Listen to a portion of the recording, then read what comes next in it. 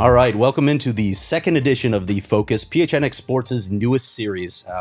As I've told people, this is a simple concept that harkens back to a more traditional form of journalism, the in-depth one-on-one interview. Basically, I sit down with somebody, whether it's an executive, manager, coach, player, or even a journalist who's made a significant impact on the Valley or Arizona sports scene. Joining me today is a man who made a major impact on ASU baseball back in its heyday, and also made an impact on this young journalist who was just learning the trade at the time, working and learning at the old East Valley Tribune. We'll talk about that in a moment. But with me today is current Milwaukee Brewers manager and former Sun Devils baseball coach, Pat Murphy. Pat, it is great to see you. It has been far too long. Thank you. Thank you. It's great to be here. Thanks for joining the show. I know you still keep a home here, as you told me, and we'll get to that shortly as well, because I remember the stories on the backyard. But let's talk news of the day. In November, the Brewers name you the next manager of the franchise. You're obviously well known in Valley circles, and you replaced a guy who is well known in Valley circles as well as in Craig Counsell, who you coached at Notre Dame. What are your raw emotions, first off, Pat, on this opportunity? Yeah, I'm grateful. So many people have written and texted and talked about, you're so deserving, you've paid your dues, all that. I don't feel deserving. I feel grateful. I consider myself lucky. I mean, there's only a few of these jobs out there, and I've just continually been in good spots. So, looking forward to the journey. I know you had the interim tag with the Padres, but I wonder, first off, when you were back at ASU, when you were coming up through the college ranks, is this something that you aspired to? And then as you went along the path, did you think it would happen? Yeah, it's funny is I never really did. I, even as a player, when I was a minor league player, I never thought about the big leagues. I knew I wasn't good enough, and maybe that was the problem. But I just wanted to play, and I knew coaching was my calling, and I kept going after that at whatever way I could. Just didn't think about, once I got into college ball, I just didn't think about pro ball. All I thought about is, let's just advance the ball. Let's get, let's help as many people get as good as they can become and try to win games. And then at the end, right at the end, when kind of the nonsense of the NCAA was happening, I started thinking, like, do I really want to deal with this? And then, didn't really put any feelers out or anything like that, because I really believe, when it came right down to it, I'm going to leave ASU for what? Yeah. To go back to the minor leagues and start again, for $40,000 or $50,000? Like, no, I'm not going to do that. Not that money ever drove me, but I just never thought it could happen. And then they kind of forced my hand, and that's how it happened, and got in the minor leagues. And then, no, I didn't know the big leagues. And I realized then I don't know the big leagues. I don't know if you want to say anything about the ending at ASU, because there were a lot of great years, but I don't know if you had any thoughts on it. And you mentioned the absurdity of the NCAA. We could do an entire show about issues with the NCAA, but what do you want to say about the way it ended in ASU? I'm sure it's not the way you wanted it to end. For every injustice, look what you get out of it. You know what I mean? So if it was an injustice, we all have our side of things, and we all have our justifications, and, your emotions take over when it first happens. But for all of that, what it helped me go through and what it taught me, and, the humility and check your ego and all those things I needed. So in a lot of ways, you can say it ended up being a blessing. Because I would have never be where I am today, and or have went through some of the great experiences I've had. So for every injustice, there is, a great part of it. So I'm just thankful. I don't think much back about it. I didn't handle it great. Yeah, I remember you saying that in a few media. No, I didn't handle it great. I was emotional. Like, how could this happen to me? This is ridiculous. You're throwing me under the bus for this? Like, guess what I know? But that was all just a way of handling it because I didn't know what was going to be next. Had to start all over. My first job was $30,000.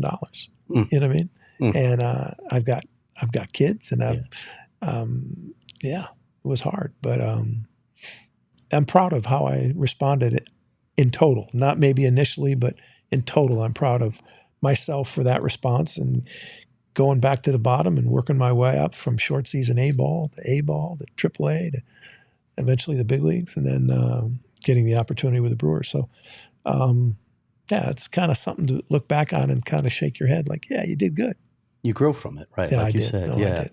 Now, you mentioned the age range of your kids before you came on. I'd ask you to say that again, but it's one thing to make a decision for yourself, but you're making a decision for a lot of people when you make that sort of decision. Walk me through that process. Yeah, that was, I got some calls immediately.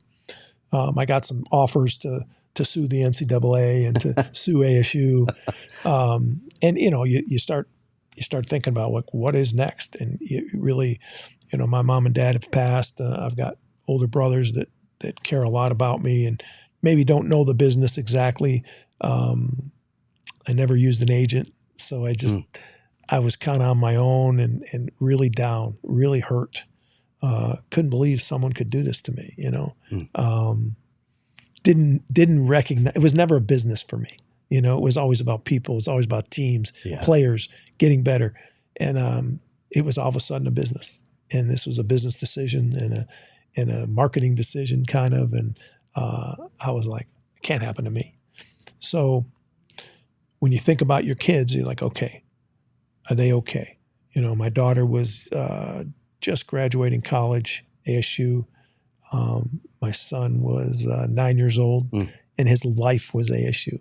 Yeah. And he went to his closet. He took all his ASU stuff, and there was a lot of it, and he piled it up. He wasn't mad. I never said a negative word. He was kind of intuitive. He said, okay. And he never put it on again until he came and played for ASU. Wow. Yeah, I want to talk about that in a bit too. Through this whole process, like we just talked about, you grow. How would you say you've evolved, both as a coach, as a manager, and then as a human being? Yeah, there's no doubt. I mean, what's interesting is I use the term, I'm sure I stole it from someone, but, we're all under construction. I feel like my construction took a long time, I got started early. I was lucky enough to get the job at Notre Dame at a young age, and only because they didn't want anybody very good. You know what I mean? It wasn't a big-time job. It was a part-time job. And I wouldn't have got it unless it was. I wouldn't have got it if it was a big-time job like the school is. And I just think of how lucky I was. And then everything turned to gold. And I got all the credit. But everything turned to gold. Everything that happened. I was around great people. I lucked into recruiting some great people. I was around some great coaches, that were coaching the other sports there. Muffet McGraw, Lou Holtz, Digger Phelps. I mean, John McLeod after that. I mean, it's just some wonderful people. Legends too. And that I got to learn from, our lacrosse coach, Kevin Corrigan, still there, winning national championships. I just lucked into it, and then everything went right on the field and we're winning every year and we're doing all this kind of stuff. So I constantly didn't realize the big picture. And I didn't come from a breed of people that coached or were in sports or anything like that.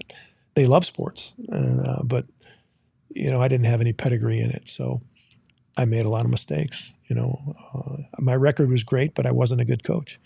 I came to ASU. I couldn't believe nobody liked me. Why doesn't everybody like me?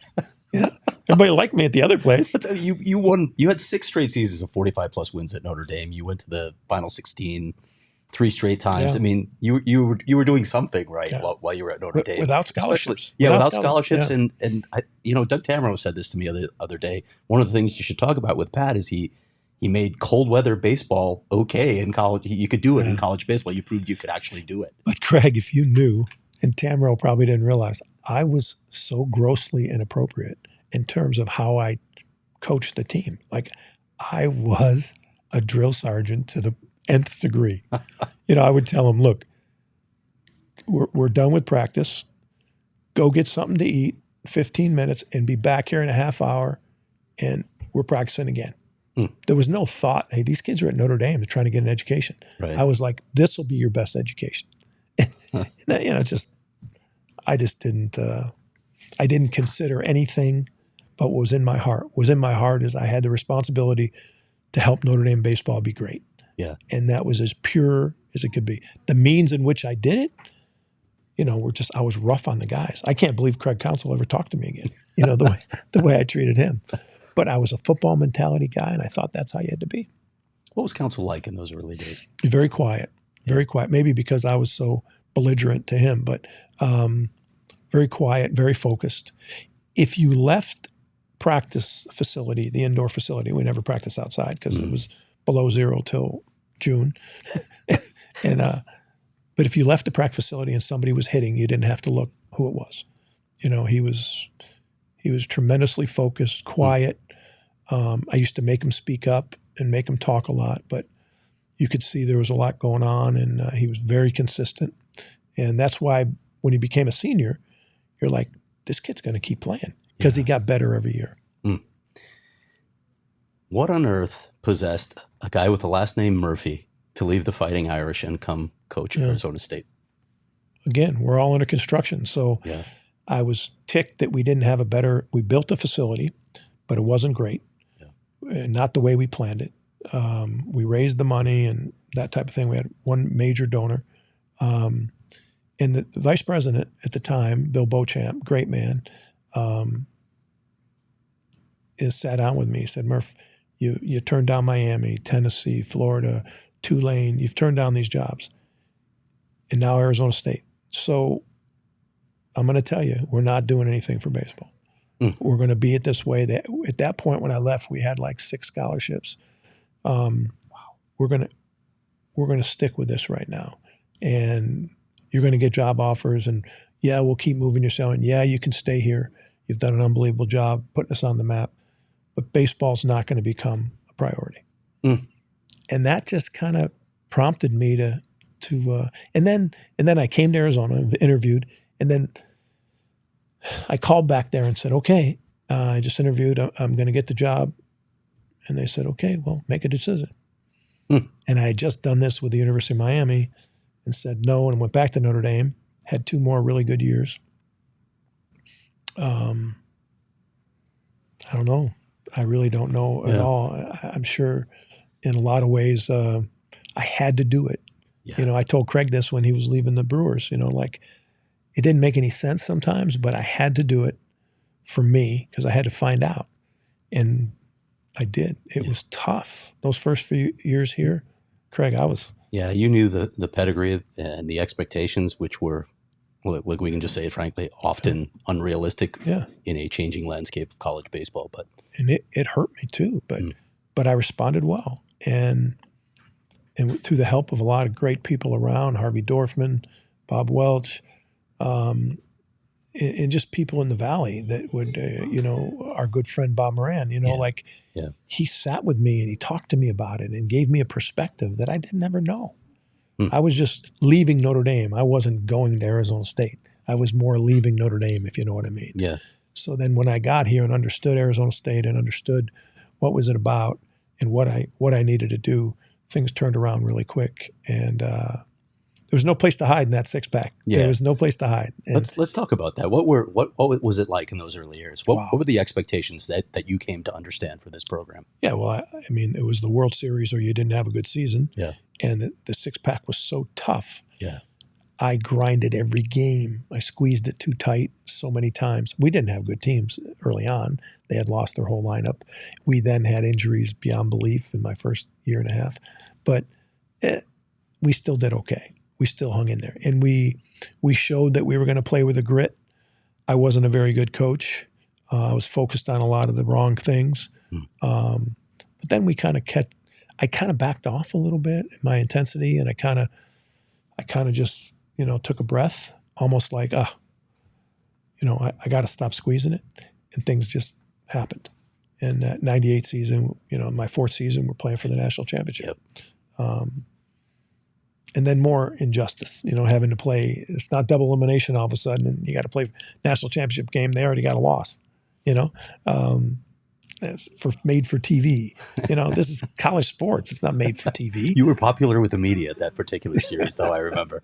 Well, I don't remember any of that. All I remember is that this ain't right. Yeah. But again, out of that came something great. So, yeah. When did the Valley start feeling like home? And I want to talk about your house as well and what you did with the backyard and all that. But when did it feel like, okay, this is my new home? Yeah. One of the things that you prompted me before this interview, you said, I'm going to ask you about your best memories at ASU. And the best memory I have is 2005. And this answers your question. 2005, we went to Fullerton once again to play Cal State Fullerton in the Super Regional. Yeah. And like every year in the postseason, we're going to Fullerton. Yeah. They're never coming to us. Yeah. So I'm mad at everybody. I'm mad at the NCAA committee. I'm mad at everybody. I was like, this is ridiculous. Yeah. Here we go again. And then we lose the first game on a walk-off balk. Do you remember that? I do. Zinicola was pitching to whoever, and he was intentionally walking him. Come set, you had to throw the pitches in those days. Come set, boom. They called a balk in the 12th inning, and they walked us off in game one on their home field. And Kevin Costner was in the front row. Wow. I don't remember that detail. Yeah. Costner was in the front row. And I've come to love Kevin Costner, even though I don't know him. But my one interaction with him was after the media was done that night, Costner was walking by himself out of the stadium. And, my crazy mind was like, Costner's coming out of the umpire room. He must have paid those, just craziness, Right. Your mind is just, but I didn't lose it because my son and daughter were in the stands. My son Kai was 4. My daughter Kelly was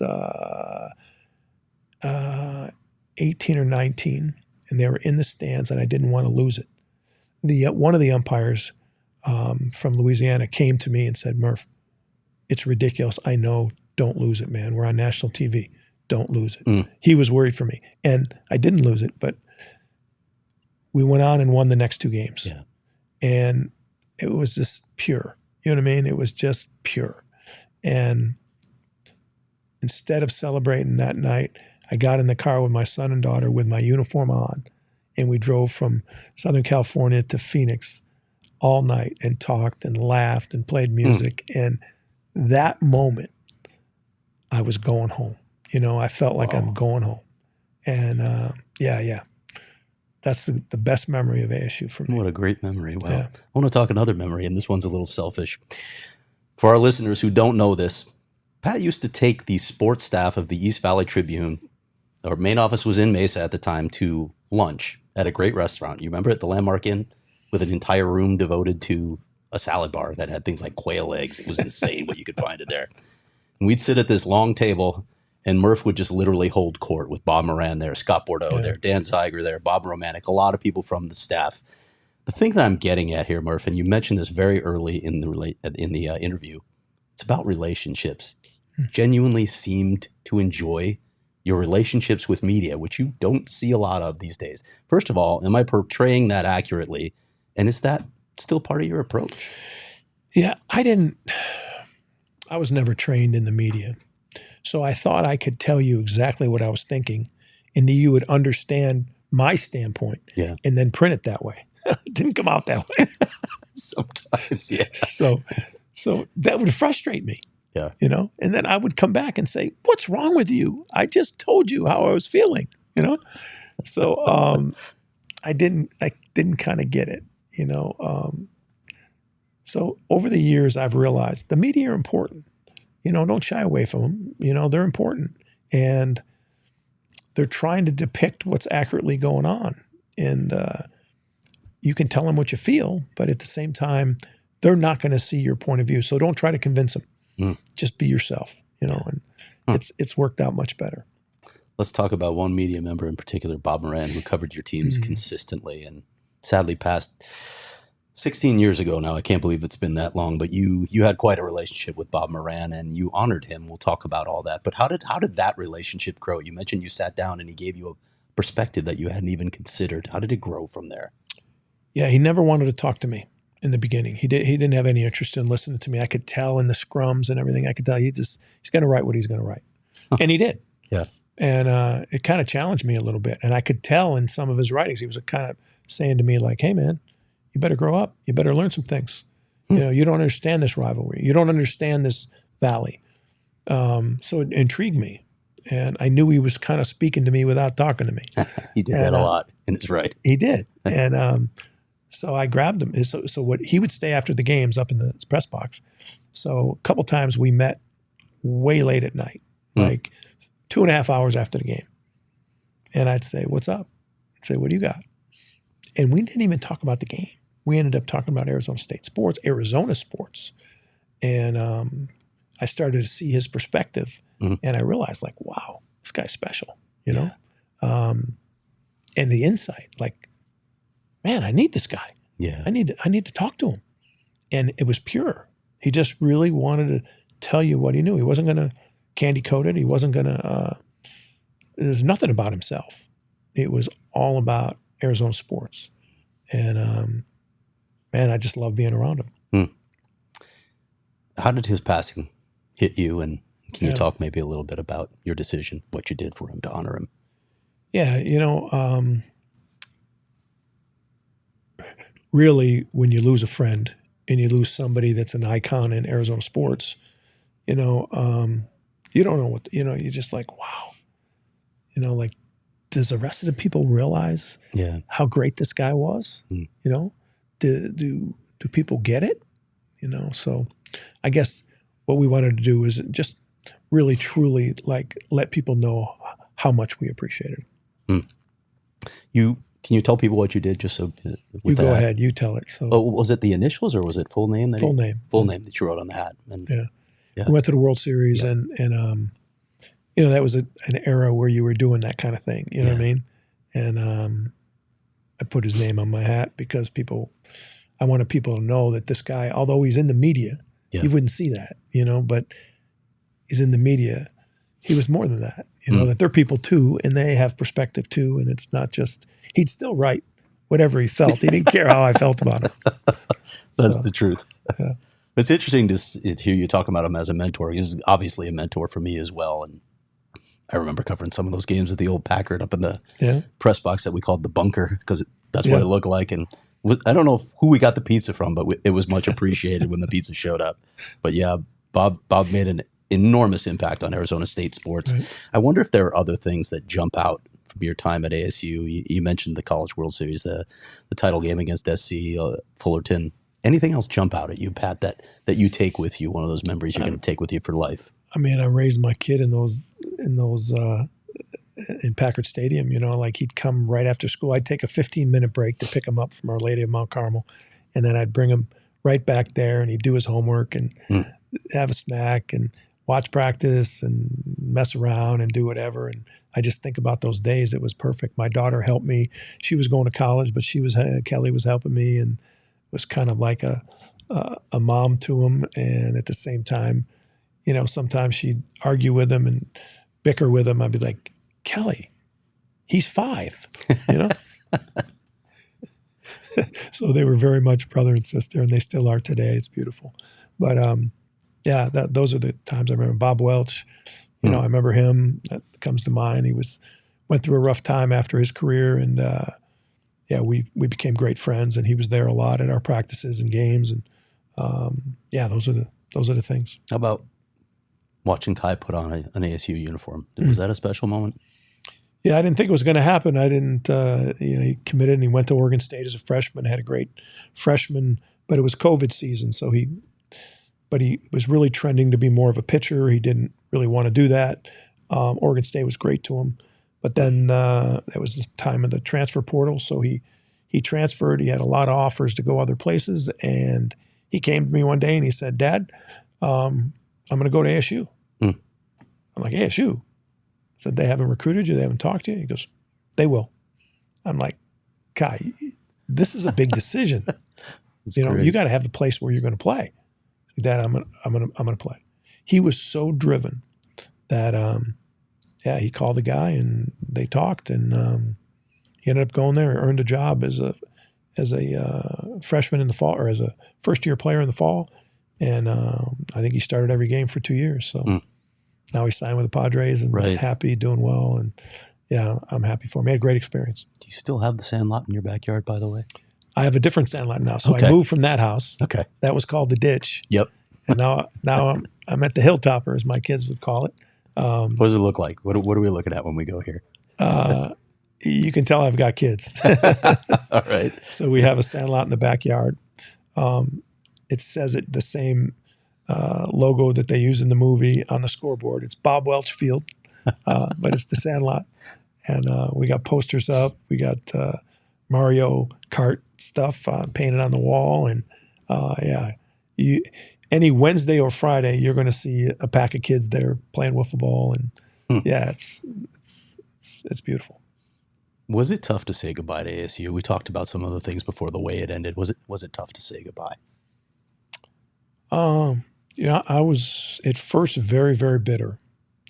And then when Kai played there, going back, I didn't feel a ton of emotion. I really didn't. I mean, it happened. The injustice happened, and I'm not blaming anybody anymore, and I had blame myself some for how I handled it, but I'm looking at it as, like, hey, that's part of my journey. That's part of the story. Okay. It had to happen that way, I guess. But was it tough leaving? I mean, I was told to leave basically, and I just there was some bitterness. But I was it was my life. Yeah. I wasn't a businessman. I was a coach. And you're an all-in guy. You're an all-in guy. And we were rolling. Yeah. I mean, 05 to 09, I don't know how many weeks. Nobody's ever won 4 straight championships in a major sport, in a major conference. We had 4 straight Pac-10 titles. The SEC, you're not going to see that. And the ACC, you're not going to see that. Not just in baseball, in anything. Rod Dado back in the 70s. That's the last time you saw it. So we were rolling. And it wasn't, I'm going to be honest, it wasn't just me. I was the named leader, but we had great players. We had people like Pedroia come through the program, and he impacted like how we were going to play. You're Arizona State, you're going to play this way. And we had the guys after him, the Kipnis and the Calhouns and Mike Leaks and Ethier and the guys, Brett Wallace and Ike Davis, the guys that came through, like they exuded that. The program kind of ran itself. So by the time Merrill Kelly got there, this is how we do it. And it was a great run and would have kept going, really would have kept going. But I mean, there's bigger fish than that. And when you're thinking of the NCAA, the overall perspective, I mean, it was a nice little niche, but it came to an end. And hopefully they get back there, because I love the guy running the program. I'm close with Willie. And I really have a good feeling about what's ahead. All right, let's talk some fun things that Randy told me I had to ask you about. First of all, how did it come about that you boxed a priest, Father Joe? Father Joe Kapoor. You boxed a priest. Did you have any reservations about that, first of all? Twice. As a religious man. Here's the thing. Father Joe's my great friend, and he's a Notre Dame priest from the Holy Cross Order, but he was living in Phoenix at St. John Vianney. And he came to me, he introduced himself to me, this connection with Notre Dame, and he's way out in Avondale, and he drives all the way to Tempe, he introduces himself to me. We build this great friendship. And then he tells me, I'm really interested in learning to box. I mean, he's a huge man. I mean, he's 270 pounds and maybe only 5'8". But so I say, well, I've got a little experience doing that, and I'll help you. So at noontime, every day, he'd drive from Avondale, and I'd train him in the Packard lounge. We'd move all the furniture, 35 minutes. And this would be a crazy story today, by the way. There'd be video, there'd be everything. Well, there's video around. I've seen it. But sure enough, and some of the players would watch and whatever. This guy was hell-bent on doing this. He wrestled in high school, but he wanted to do this. Well, then he's like, okay, I'm ready. I want to have a fight. I'm like, no, this guy's going to get hurt. This is a bad business. You know what I mean? I don't know how old I am at the time, but I'm probably 39, 40. And I'm like, no, He's like, well, we can do a charity for St. John Vianney. Find me an opponent. I don't want him to get hurt. So I said, I'll do it. So we went to St. John Vianney. We put on a fundraiser, raised a ton of money. There's a great video clip. Craig Counsell refereed the first round. And Jeff Munn refereed the rest of it. And we fought 12 rounds. And so did you literally pull punches on this one? Yeah. Yeah. I broke his ribs, and I didn't mean to. And about the 5th round, he goes, don't hit me in the ribs anymore. He said, we're in a clinch. He's like, don't hit me in the ribs anymore. I'm like, no, I'm gonna. And I think I cussed at him, which was perfect because we would joke at each other. We would joke with each other all the time. So I did. He goes, don't hit me in the ribs. And I cussed at him and said, I'm going to still do it. But I didn't, of course. But we had a great time. It was a great time. Raised a ton of money. It was the devil versus the priest, that kind of thing. And then we did it again at Celebrity Theater. Man. We did it again at Celebrity Theater. It was a sanctioned USBF fight at Celebrity Theater. I think I was like 44 years old. And again, he hired a professional trainer. Yeah. And worked out and tried and whatever. And we fought again, a 3-round legitimate fight at Celebrity Theater. But again, I didn't want him to fight anyone else. Right. He had a detached retina. He got beat up a little bit. Wow. Yeah. Unbelievable story. We're still great friends. He's the godfather of my son, Kai. Wow. Okay. I got to ask you about your love of Bruce Springsteen, and this one touches me too because I'm a huge fan. Are you? Yeah. Nice. You ever see him live? What about his music or persona just resonated with you? I get asked about this a lot. Never met him. Don't want to meet him unless we can do this. Yeah. Okay. One-on-one, do this. Then I'm in. But if not, I've been offered to go backstage. I just saw him at Wrigley Field last year. It happened just by luck. 1980. I wasn't a big music guy or know a lot of stuff about music. Never played an instrument. Can't sing. And because of a female, I went to a concert in 1980 at the Hollywood Sportatorium, Florida, and listened to this guy play 5.5 hours. I was like, this guy's crazy. When I got to Notre Dame, there was one of my players was named John Flanagan. We're like brothers today. John Flanagan was on my first team, and Flanagan said, hey, man, I heard you're a Springsteen fan. I'm like, kinda. He goes, man, I am too. He was so enthusiastic.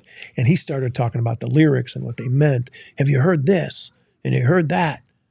So I had to take an interest. Yeah. And ever since, that was 88.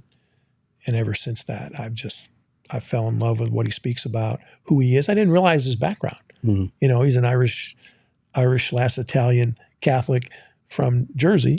I'm an Irish Catholic from Syracuse, New York. So we had a lot in common. And he talks about his childhood, and he talks about the description of things. And it's more about like nobody's better than anybody. Everybody's just fighting to do a good thing. And and then some of his music just darkness is something that gives me chills thinking about it. And people are like, that doesn't seem like because I grew up on soul music. You know what I mean? Motown. I never even thought about listening to rock and roll that much. But when I listen to Springsteen, it's different. It's just different. It speaks to me in a way that, yeah. I think he speaks to a lot of people with, he speaks to America in many ways. And I think about the influence that he had on so many musicians that came afterward. It's insane. You used his lyrics with your team? Did you use them all from time to time? Give me an example of that. So my first year at Notre Dame was Thunder Road. You know what I mean?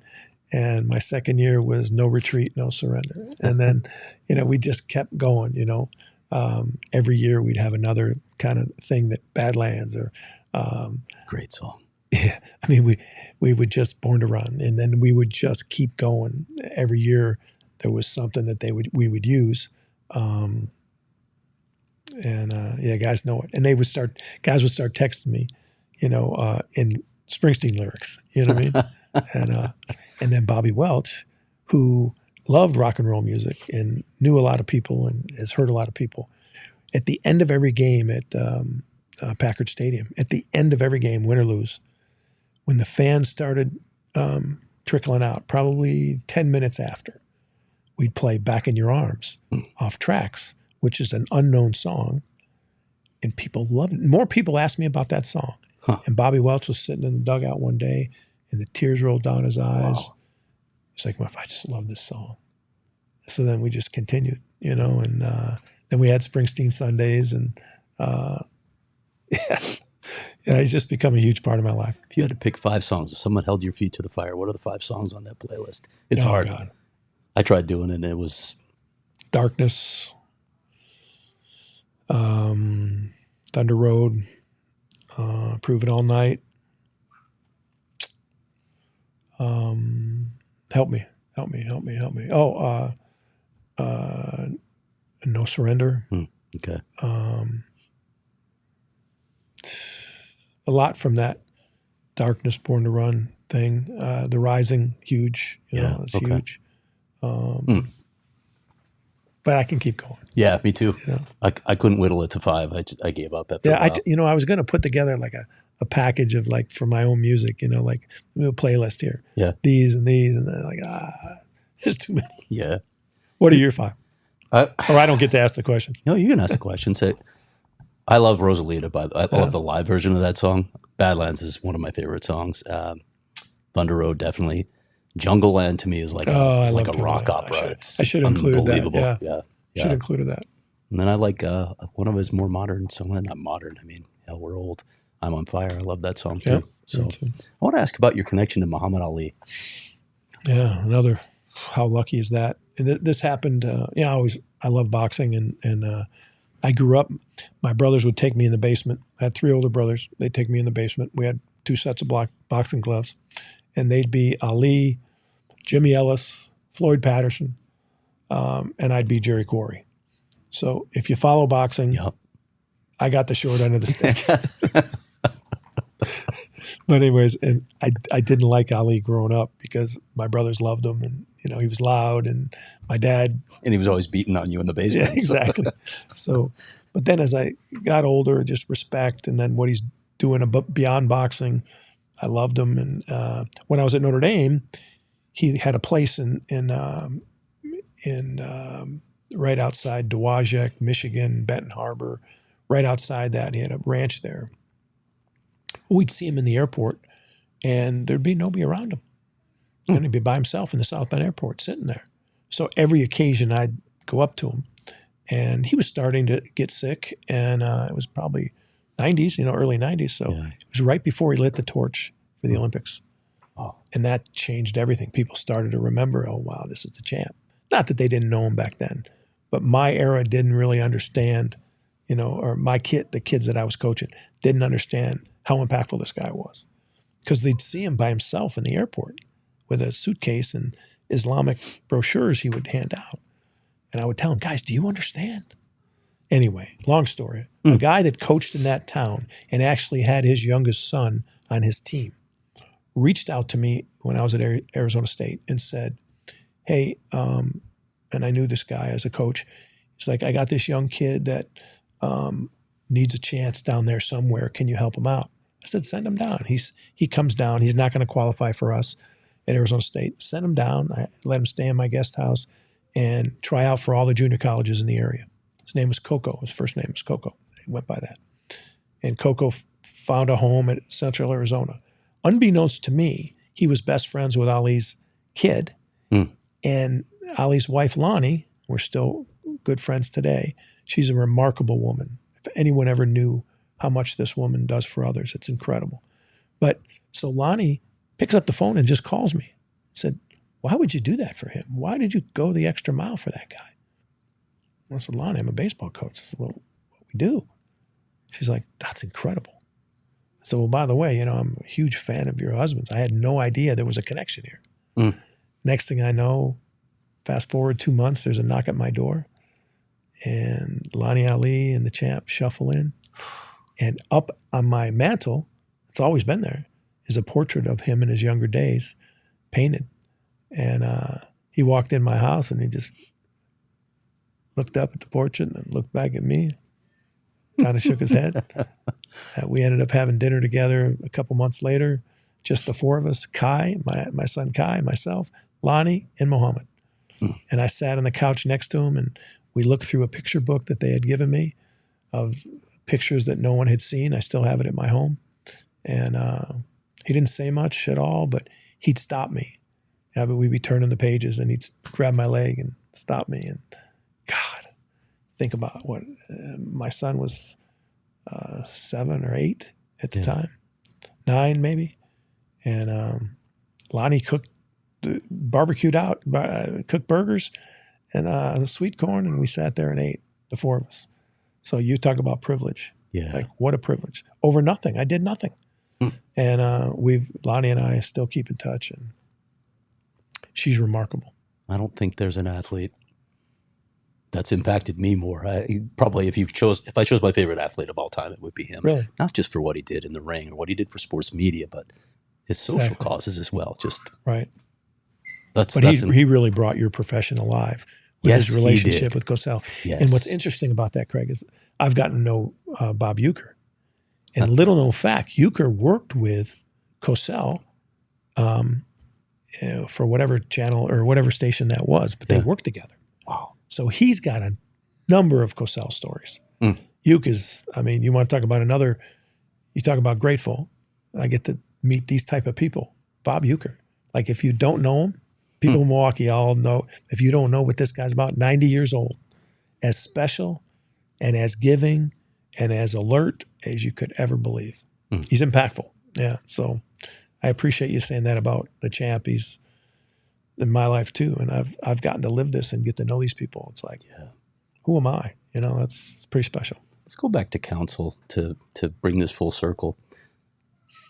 I wonder, first of all, about the experience. You coached him when he was a kid. He was obviously impressionable.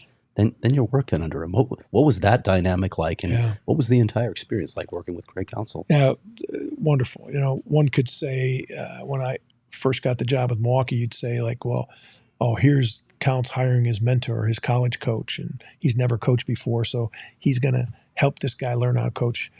Well, after 8 years, I can say he taught me a lot more than I ever taught him. That's for sure. He taught me the big leagues, and I mean, we've had a 37-year consistent relationship. That's and amazing. It's personal, and his wife Michelle's a great friend. His kids I'm very close with, but it's been a baseball relationship.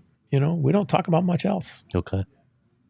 And this whole process of working with the Brewers and being there, I mean, it's been it has been the most successful era in Brewer history, and Craig's out front of that, and really did a remarkable job. The guy never coached anything before, 5th grade basketball, and walk into the big leagues and do the job he did it's rare.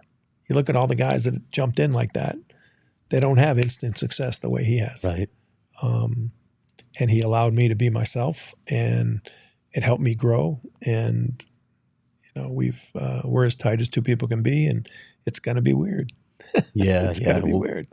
We'll get to that in a minute. So you've stayed steadily in touch with him, I assume, over the whole time. Yeah, he actually lived at my place here in Arizona. Oh, wow. Okay. When he came back to the Diamondbacks, I want to say 2000. Okay.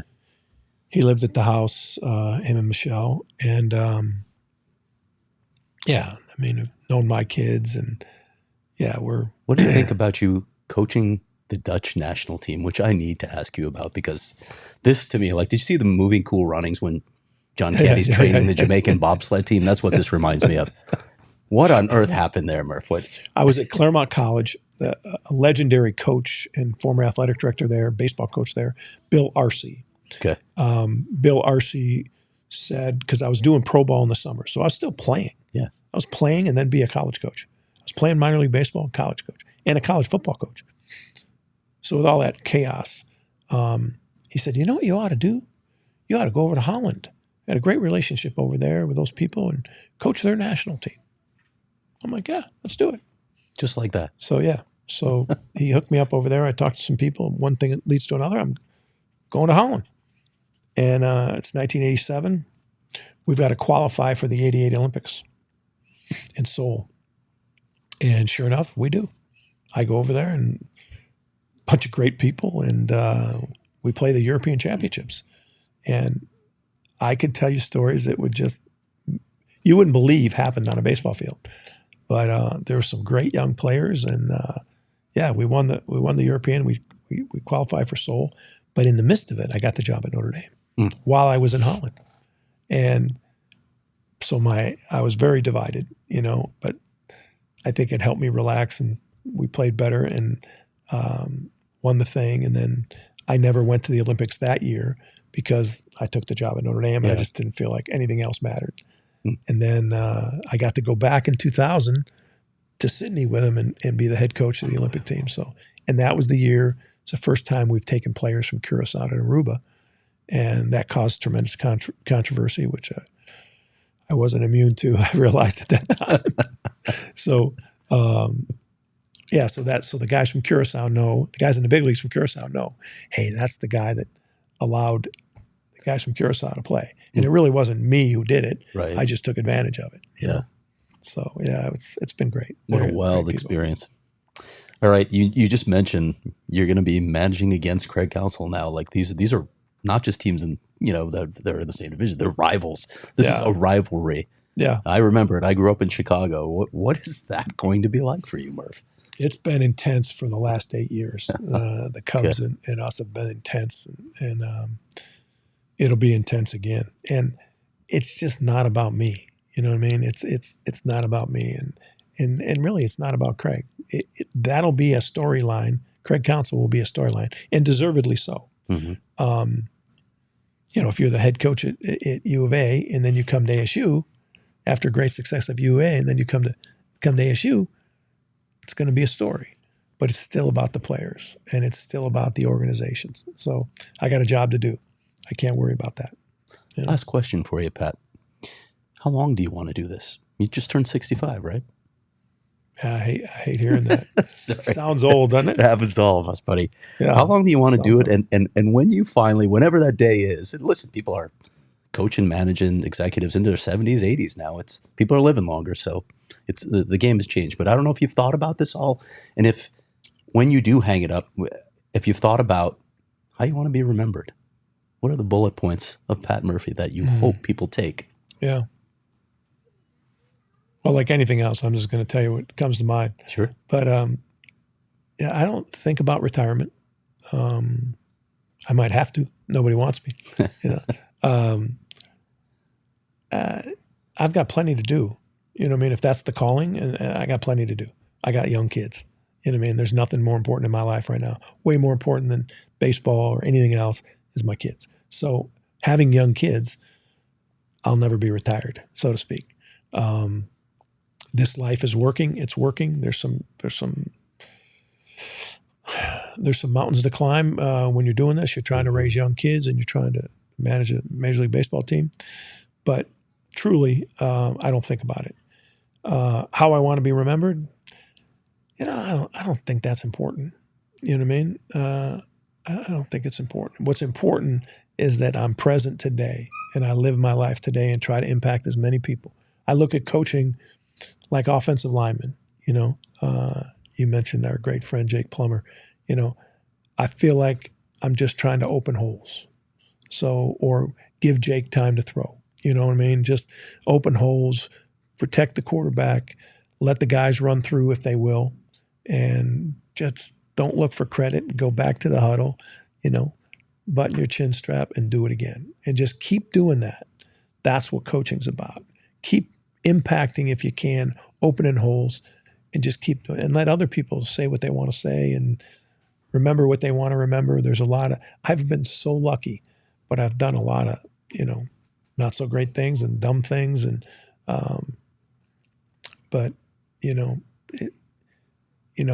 I can regret a lot of things. I can be sorry that I said things and all that. But right now I'm just present and looking forward, how I'm remembered. You know what I mean? That's for other people to do. And I'm just going to. Moran's going to write what he's going to write anyway. Exactly. So.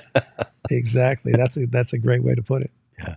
Pat, this was fantastic. I can't thank you enough for I can't thank taking you. the time. It's been great. Thank you. And thanks to all of you for joining us on another edition of The Focus. We all silly like the mayor.